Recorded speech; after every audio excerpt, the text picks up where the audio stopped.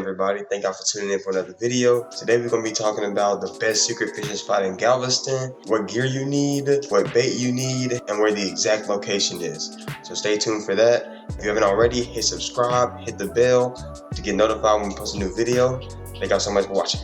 Today we're going to talk about the best secret fishing spot in Galveston.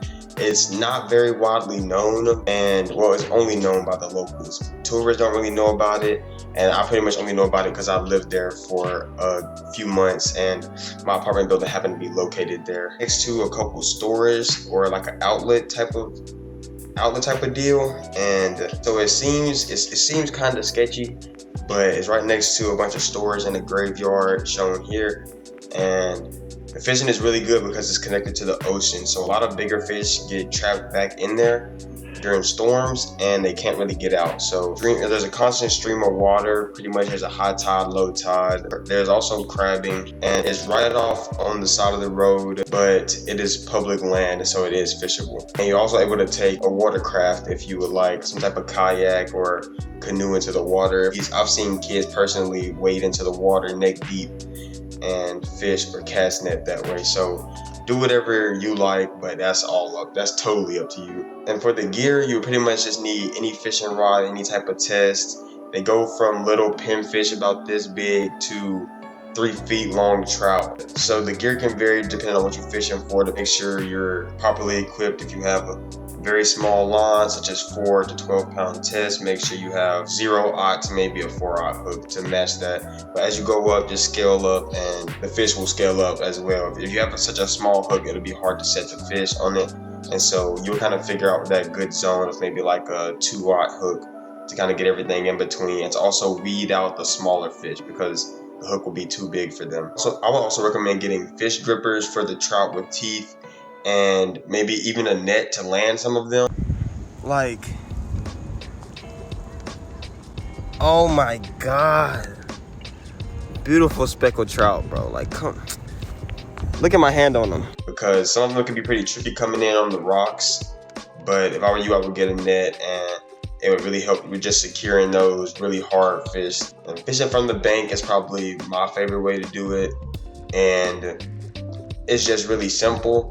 The bait of choice for me was shrimp and mud minnows. Shrimp for my black drum, and mud minnows for trout.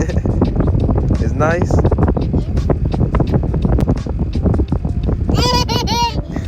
Bait shop called Aunt Margie's, right on the bridge coming into the island. You can't miss it. Get you some live shrimp, not the pre-packaged kind from Walmart, okay? Get some live shrimp. Like I said, even if they do die, they're fresh enough to where it gives off such a potent smell that the fish will eat it up. I promise you. Stop getting the shrimp from Walmart. That's not doing you any good, okay?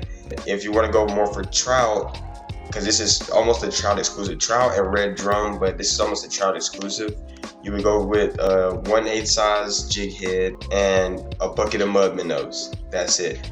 A little mud minnow is about this big to maybe even this big, and if you just hook them right through the bottom of the lip, the bottom to the top, in a way that they can still breathe, because they will live a lot longer, and it just have to be a jig head to keep them to the bottom. They can still move around. You can literally jig it, and you will notice a trout will a lot of time will eat it face first, because that's how trout prefer their meals, head first.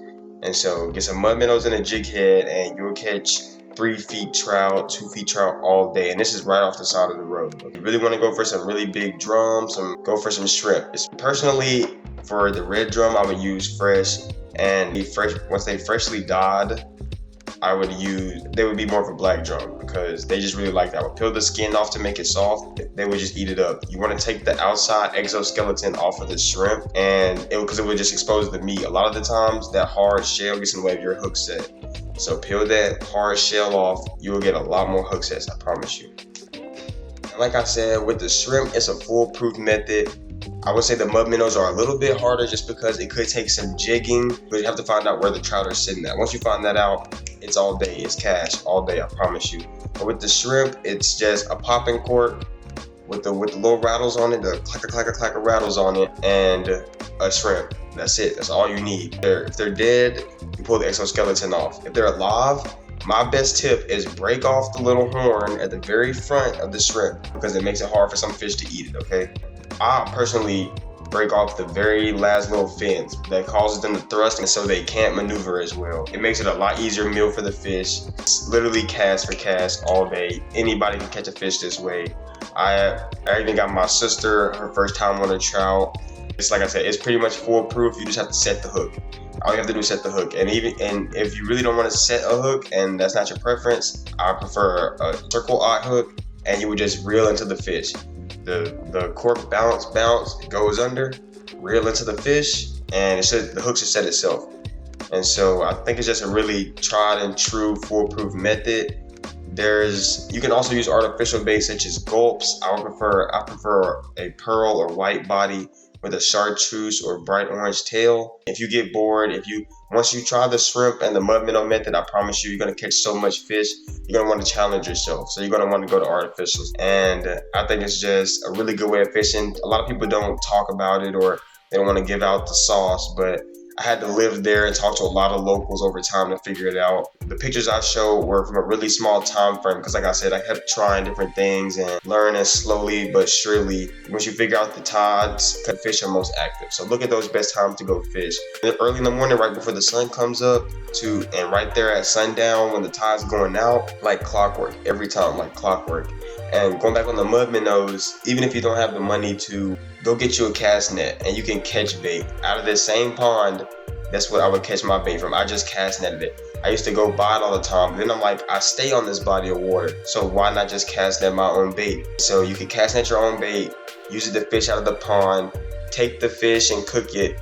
So they have to be a lot bigger, but there are a lot bigger fish out there. So you shouldn't have any problems getting those. It's just nice to go out and go fishing, be able to catch dinner. And even if it's not a fish or a trout or a redfish, black drum, there's still the crabs out there. And crabbing is also a little fun pastime that I really enjoy on this body of water. You literally just need chicken drums and fishing line and a net. I would really suggest a net. You don't need a net. If you're really that country, you can just grab them with your hands. Get a chicken drum, you tie a knot around the bottom, you throw it in. You can tie the string to a base such as like a tree trunk or a stick. But personally, I used to just hold my line and wrap it around my finger, and you can just feel the tug. It's going to be a turtle or a crab. You slowly pull them in, very slowly, very mundane. You pull them in, and once you can see them and lay eyes on them, you just take your net and swoop right on top of them. It's like clockwork.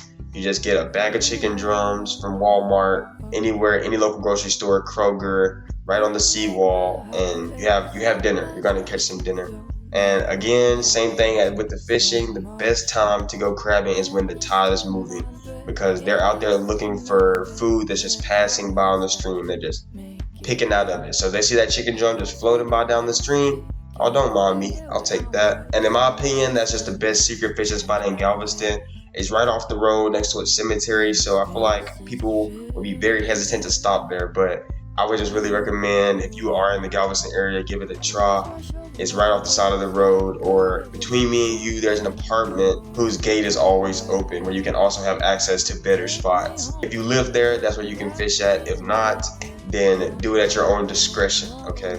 But that'll be all for today's fishing video. We're gonna have more coming soon from a lot of different places, such as Minnesota, Kentucky, Illinois. We've been to a lot of different places where we caught fish, and it's just been a really fun time. All in all, I've had some of my best fishing experiences in Galveston, Texas.